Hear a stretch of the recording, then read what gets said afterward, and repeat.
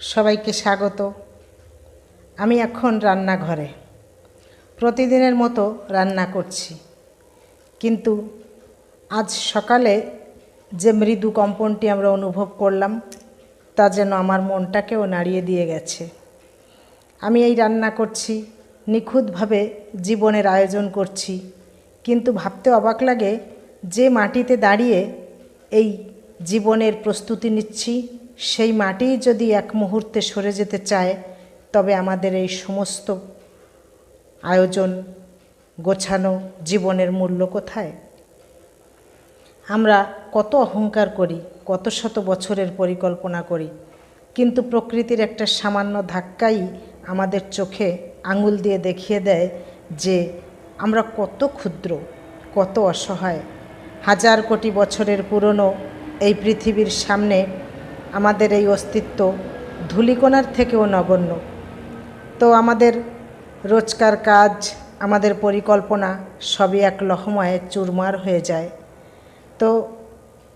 তবে কি আমরা ভয় পেয়ে থেমে যাব? না, প্রকৃতির এই অমোঘ শক্তি আমাদের দুটি গুরুত্বপূর্ণ শিক্ষা দিয়ে দেয়। জীবন যখন অনিশ্চিত, তখন প্রতিটা মুহূর্তকে প্রাণ ভরে বাঁচা উচিত। আমরা কালকের কথা না ভেবে আজকেই ভালোবাসাগুলো উজাড় করে দিতে পারি, হাসব, বাঁচব এবং এই বর্তমান মুহূর্তটাকে আঁকড়ে ধরব।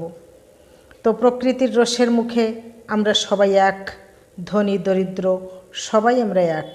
আমাদের আসল শক্তি কোনো ইরামতে নয়, বরং লুকিয়ে আছে মানুষের প্রতি মানুষের ভালোবাসায়, আমাদের সম্পর্কের মধ্যে। আমাদের পরিবার, আমাদের প্রিয়জনরাই আমাদের আসল আশ্রয়।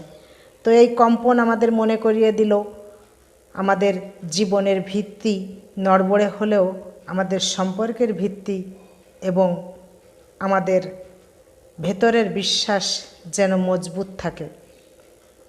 এই যে আমি আবার রান্না করছি, এটা শুধু খাদ্য নয়, এটা জীবনের প্রতি একটা আস্থা তৈরি করা। এর মানে হলো সব চ্যালেঞ্জ সত্ত্বেও আমরা থামব না, আমরা বাঁচব এবং ভালোবাসার মাধ্যমে নিজেদের জীবনকে আরও সমৃদ্ধ করব। তো সবাই ভালো থাকবেন। আজ এই পর্যন্ত।